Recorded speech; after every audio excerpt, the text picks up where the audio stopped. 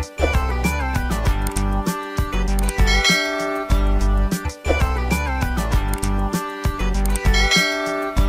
हम लोग बात करेंगे इंपॉर्टेंट क्लॉज ऑफ IS 456-2000 जिन पर डायरेक्टली क्वेश्चंस पूछे जाते हैं एग्जाम्स में, जैसे UPPSC में, SSJ, GATE, BPSC etcetera.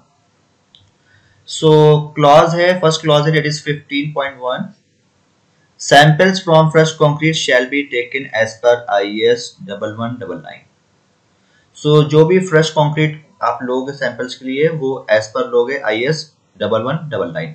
So basically IS 1199 जो कोड है वो बेसिकली कोड है methods of sampling and analysis of concrete so basically IS 1199 में जो भी गाइडलाइंस गिवन है वो बेसिकली फ्रेश कंक्रीट जो भी हम लोग की टेस्ट परफॉर्म करते हैं वर्केबिलिटी के लिए जो भी टेस्ट परफॉर्म करते हैं, that means slump test, BB consistometer and compaction factor, तो इसके लिए गाइडलाइंस गिवन है IS 1199 में, तो याद रखिएगा ये code.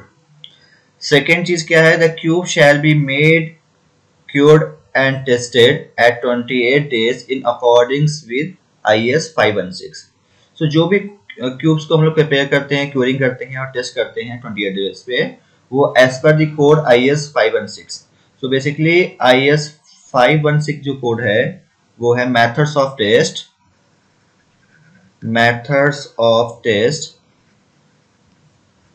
For strength of concrete.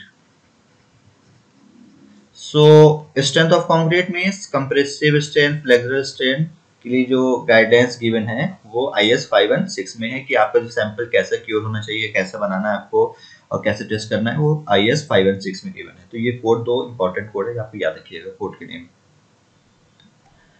Second clause है टेबल नंबर 2 का है, बहुत इंपॉर्टेंट है। सो बेसिकली जो IS 456-2005 में जो गिवन थी गाइडलाइंस, उसके अकॉर्डिंग क्या था कि जो ग्रेड ऑफ कंक्रीट को डिवाइड किया गया 3 कैटेगरीज में, ordinary concrete, standard concrete and high strength concrete.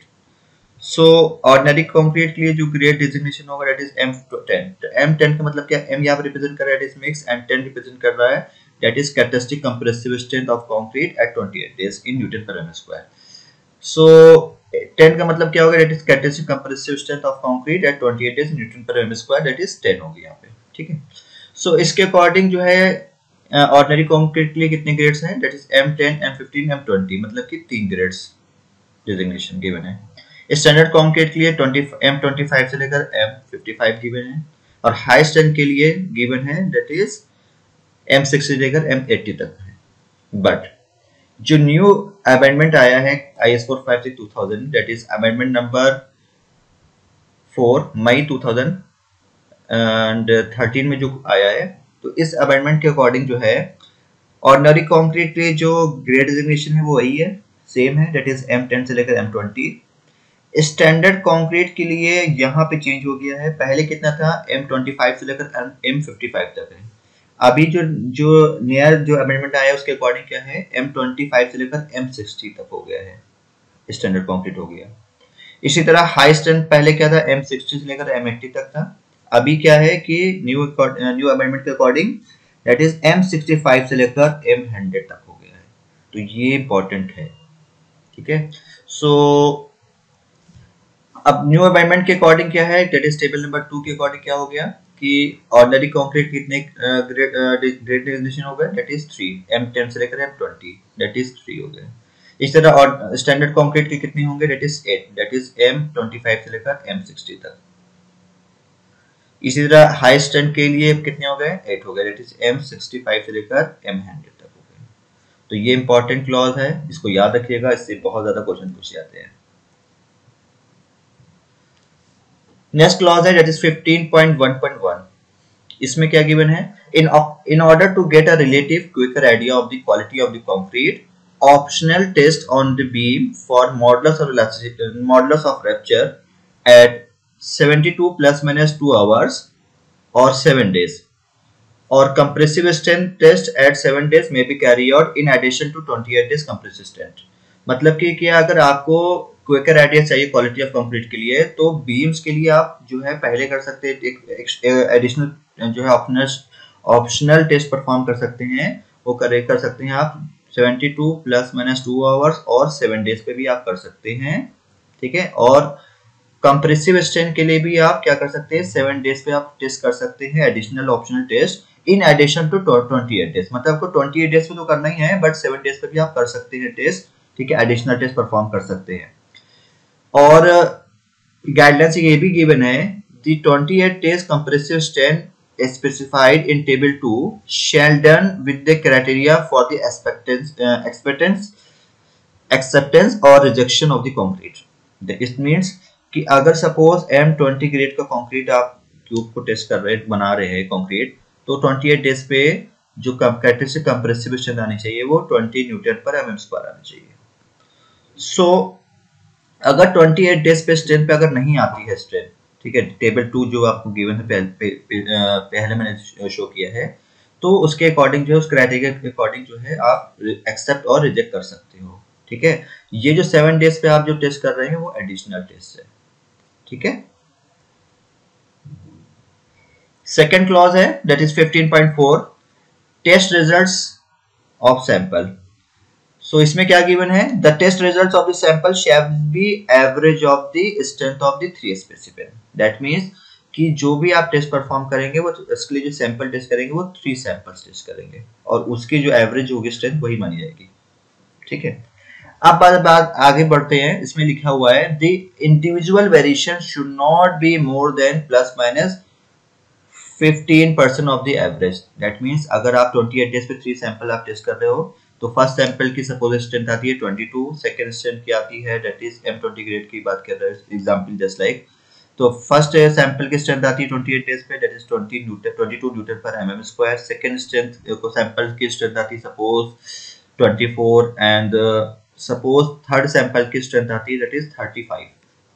सो इसका एवरेज आप ले लेंगे, एवरेज स्ट्रेंथ निकालेंगे, तो दैट इज 22 + 24 + 35 डिवाइडेड बाय 3, जो भी आंसर आएगा आपका। अब कोड ने मेंशन कर दिया कि इंडिविजुअल जो वेरिएशन होना चाहिए हो रहा है सैंपल्स में वो एवरेज से ±15% से ज्यादा नहीं होना चाहिए। स्ट्रिक्टली बोल दिया है कि 15% से ज्यादा वेरिएशन नहीं होना चाहिए, क्योंकि यहाँ पे आप देखिए 22 आ रहा है, देन नेक्स्ट वाले में कितना आ रहा है 35 आ रहा है। तो अगर ज्यादा 50% ज्यादा वेरिएशन आ रहा है इंडिविजुअल का एवरेज से, तो उसके लिए अब क्या हो सकता है कि अगर ज्यादा हो रहा है, ठीक है, इफ 15% से ज्यादा अगर वेरिएशन आ रहा है, if more the test result of the samples are invalid, तो उस केस में जो टेस्ट रिजल्ट जो सैंपल आप करेंगे वो इनवैलिड हो जाएगा। नेक्स्ट क्लॉज है दैट इज 10.2.2। ये बेसिकली बैचिंग के लिए, बैचिंग ऑफ कंक्रीट का क्लॉज है कि accuracy of measurement equipment shall be with in the ±2% of the quantity of the cement. That means जो एक्यूरेसी गिवन है सीमेंट्स के लिए, बैचिंग पर्टिकुलर के लिए, वो कितने होंगे ±2%। इसी तरह जो 3% गिवन है वो किसके लिए गिवन है, the quantity of aggregate admixture and water के लिए गिवन है। तो 2% जो है प्लस माइनस जो है वो किसके लिए है, सीमेंट के लिए है, एंड ±3% जो है वो किसके लिए है, एग्रीगेट एडमिक्सचर एंड वाटर, ठीक है। नेक्स्ट क्लॉज चलते हैं दैट इज 10.3.1। ये बेसिकली मिक्सिंग टाइम के लिए गिवन है क्लॉज है। सो मिक्सिंग टाइम क्या होता है, it is the time required to produce uniform concrete, ठीक है। सो कोड ने मेंशन कर दिया the mixing time shall be at least 2 minutes, मतलब कि एटलीस्ट जो है 2 मिनट्स होने चाहिए मिक्सिंग टाइम, ठीक है। नेक्स्ट क्लॉज चलते हैं दैट इज 5.2.1.4 मेटाकुलिन के लिए। So metakaolin having the fineness between 700 to 900 metre square per kg may be assumed as pozzolanic material in the concrete। अगर कोई मेटाकुलिन है जिसकी फाइननेस 700 से लेकर 900 के बीच में अगर है मीटर स्क्वायर पर केजी में, फाइननेस मॉडुलस इतनी है, -700 to 900 के बीच में आ रही है, तो उसको हम लोग यूज कर सकते हैं as a pozzolanic material in concrete. तो मेटोक्विलिन क्या होता है? Metakaolin is obtained by calcination of pure और refined kaolinite clay at a temperature of 650 degree centigrade to 850 degree centigrade. ठीक है, तो याद रखिएगा, अगर किसी भी मेटोक्विलिन की फाइननेस 700 से लेकर 900 के बीच में है तो उसको यूज कर सकते हैं as a pozzolanic material in concrete. Next clause है दैट इज लोड के रिगार्डिंग है, that is 19.2, that is dead load के के लिए है। जो भी डेड लोड हम लोग कैलकुलेट करते हैं वो करते हैं on the basis of unit weight, on the basis of unit weight. और यूनिट वेट का जो भी मटेरियल्स है उसकी कितना कैलकुलेट करेंगे उसके लिए जो कोड है वो है IS 875 पार्ट 1। याद रखिएगा, डेड लोड के लिए जो कोड है वो 875 पार्ट 1 यहाँ पे गिवन है।